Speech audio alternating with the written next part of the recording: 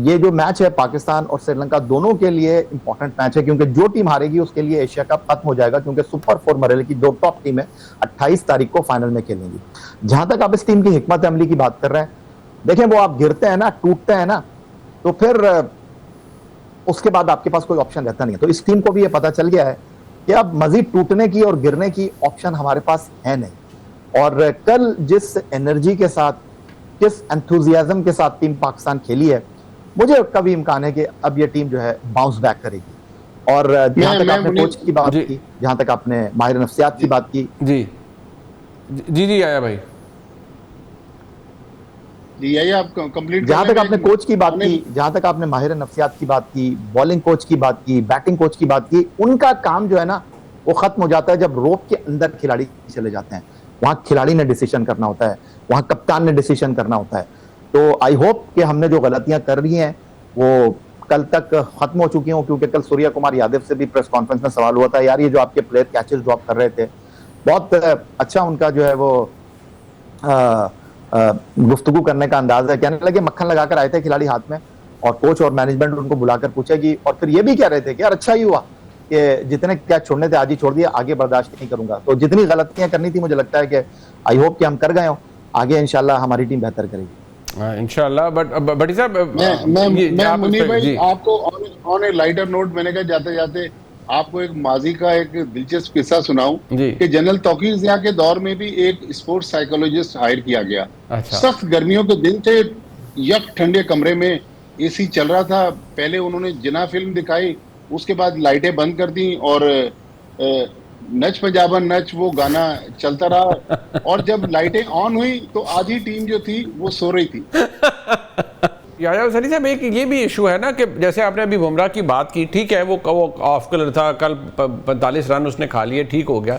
लेकिन हम शाहीन शाह अफरीदी साहब की बात करते हैं तो obviously we would love to see him bowling fast, और हमारी ख्वाहिश होगी कि, लेकिन वो एक वक्त था कि शाहीन शाह अफरीदी भी डराते थे बॉलर्स को, जो बैटर्स हैं उनको। रोहित शर्मा स्ट्रगल करते थे, सारे स्ट्रगल करते थे। अब एक नया काम है कि वो पहले अटैक होता है शाहीन शाह अफरीदी पे, and then we see him off colour, और काफ़ी गेम्स में वो ऑफ कलर नजर आ रहे हैं। ये परसिस्ट करता है और ये भी नॉर्मल है आपके नज़दीक एक बॉलर के लिए, या वो जो इंजरी उन्हें हुई, और कुछ लोग कहते हैं जी इसमें और बहुत सी चीजें जो कंट्रीब्यूट कर रही हैं कि वो ऑफ कलर नजर आ रहे हैं, या you think this is normal, this is natural और ये नॉर्मल चीज है, बैड पैच आता है किसी भी प्लेयर के लिए? देखिए मुनीर फारूक साहब, आपने बाबर को ड्रॉप किया, आपने रिजवान को ड्रॉप किया, स्ट्राइक रेट का रोना रोया आपने, और कल भी लोग यही बात कर रहे थे कि बाबर और रिजवान को टीम में होना चाहिए। अब 171 करने के बाद भी अगर आपको लगता है कि इन बल्लेबाजों में दम नहीं है, इनसे बेहतर है बाबर आजम और रिजवान, तो ले आइए उनको। शाहीन शाह अफरीदी के बारे में बहुत शॉर्ट मेमोरी है हमारी। आपको पता है कि लास्ट मैच जो हम खेले हैं अगेंस्ट यूएई, उसका प्लेयर ऑफ द मैच कौन था? शाहीन शाह अफरीदी। और दूसरी जो सबसे इंपॉर्टेंट बात है मुनीर फारूक साहब, भाई वो यूएई है ना, वो सॉरी उस पे लोग कहते हैं वो यूएई से आपने खेला जी, वहां कौन सी बड़ी बात थी जी, वो कोई बड़ी टीम नहीं थी। This is the criticism. बिल्कुल बजा फरमाया आपने, बिल्कुल बजा फरमाया आपने। लेकिन अगर आप हार जाते, अगर अफगानिस्तान के खिलाफ फाइनल में नहीं जीतते, तो यही लोग कह रहे होते इस टीम को देखो, अगर ये टीम सुपर 4 में नहीं आती, अगर अफगानिस्तान के खिलाफ फाइनल में शारजा में आ जाते, कह रहे यार ये तो अफगानिस्तान से नहीं जीते। ठीक है, शाहीन शाह अफरीदी अपने पहले 2 ओवर में विकेट लेकर देते हैं, नहीं ले पा रहे हैं विकेट, मैं ये भी मानता हूं। मैच से एक दिन पहले पूरी इंडिया की टीम ने प्रैक्टिस नहीं की थी, लेकिन ये शुभमन गिल जिनके 3 मैचों में 35 रन थे, जो अभिषेक शर्मा 3 मैचों में 99 रन थे, अकेले वो दोनों आए, 1.5 घंटा उन्होंने नेट में प्रैक्टिस की। कोच गौतम गंभीर के साथ उन्होंने अपनी बैटिंग के ऊपर काम किया। एक ब्लॉकेज है इस टीम के अंदर, टीम फंसी हुई है, लेकिन इस टीम को एक धक्के की जरूरत है। और पाकिस्तान क्रिकेट इसी तरह चलती है मुनीर फारूक साहब, चाहे चौधरी ज़का अशरफ हो, चाहे नजम अजीज सेठी हो, चाहे शहरियार खान हो, चाहे एहसान मानी हो, इसी तरह पाकिस्तान की क्रिकेट टीम चलती है। यही पाकिस्तान क्रिकेट का सिस्टम है जो मोहसिन रजा नकवी साहब चला रहे हैं। मसला यहां पर यह है कि कुछ लोग जो कि क्रिकेट बोर्ड में आना चाहते हैं, उनको क्रिकेट बोर्ड में आने का मौका नहीं मिला, तो वो जब बाहर हो गए हैं तो उनको पाकिस्तान क्रिकेट की सारी खामियां नजर आ रही हैं। नजम अजीज सेठी साहब जब पीएसएल लेकर आए थे, तब उनके ऊपर बड़ी तनकीद हुई थी कि पाकिस्तान क्रिकेट का सरमाया उन्होंने लगा दिया, लेकिन आपने देखा 2016 में पीएसएल आया, 2017 में पाकिस्तान चैंपियंस ट्रॉफी का चैंपियन बन गया। तो यहां पर थोड़ा सा वक्त देने की जरूरत है। पाकिस्तान टीम इतनी बुरी नहीं है, इंडिया के साथ मैच को हमको इंडिया के साथ मैच ही लेना चाहिए। ये जो सूर्या कुमार यादव बात कर रहे हैं कि 16 टी20 मैचों में 13 टी20 जो है वो इंडिया जीता, आखिरी 4 टी20 मैचों में उन्होंने हमको शिकस्त दी।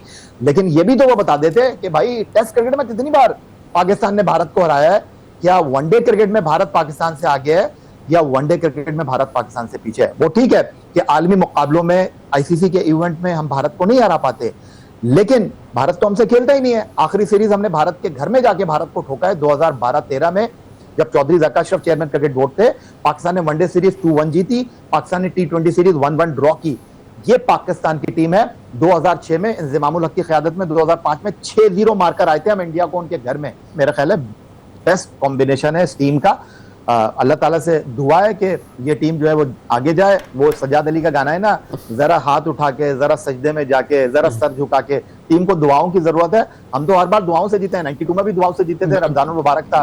2009 में मुख्तलिफ इलाकों में ऑपरेशन हो रहा था, यूनुस खान की क़यादत में चैंपियन बने थे। बिल्कुल बात ठीक है याया भाई, सरफराज चैंपियन ना बनते तो उनकी भी छुट्टी हो जाती, विकी आर्थर की भी छुट्टी हो जाती। याया भाई बात यह है कि जिन लोगों का, मैं नहीं चाहूंगा कि आप किसी का नाम लें जो क्रिकेट बोर्ड में आना चाहते हैं, जिसको जिनको किसी ओहदे की लालच है, यकीनी तौर पर मैं अज़राए मजाक आपको कह रहा हूं, उनमें से मैं तो नहीं हूं, क्योंकि ना मुझे क्रिकेट खेलना आती है तो ना मैं उसके ऊपर एक्सपर्ट हूं। मैं तो जो मेरे सवाल है वो मैं आपके और भट्टी साहब के सामने रख रहा हूं। बात यह है भट्टी साहब, आप याया भाई ने तो चले नाम नहीं लिया और मैं नहीं चाहूंगा हमें खामखा लोग उनसे भी नाराज होंगे, हमसे भी हो जाएंगे, और भट्टी साहब आपसे तो शायद ज्यादा ही हो जाएं और फिर हमें और भी खतरात लाख हो जाते हैं।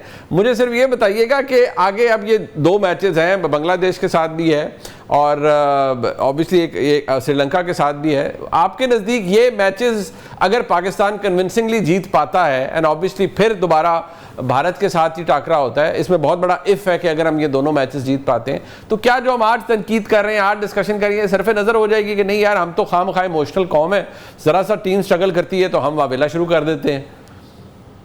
देखिए, मैं भी आपकी तरह वजाहत कर दूं कि मुझे भी क्रिकेट बोर्ड में नौकरी की जरूरत नहीं है, ना हम कैंडिडेट हैं।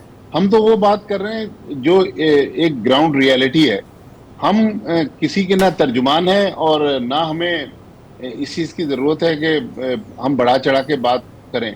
लेकिन जहां तक बकिया 2 मैचेस का ताल्लुक है, देखिए कल का मैच जो अबू धाबी में होना है, इस अबू धाबी में पाकिस्तान की टीम इस टूर्नामेंट में पहली बार कल खेलेगी, जबकि श्रीलंका की टीम उस ग्राउंड पर बांग्लादेश को हरा चुकी है, अफगानिस्तान को हरा चुकी है, तो ऑलरेडी उसका वहां की कंडीशन और पिच का तजुर्बा है। लेकिन पाकिस्तान के पास अब बिल्कुल ये यंग टीम है। अल्लाह करे एज ए पाकिस्तानी हमारी भी नेक ख्वाहिशात दुआएं इस टीम के साथ हैं।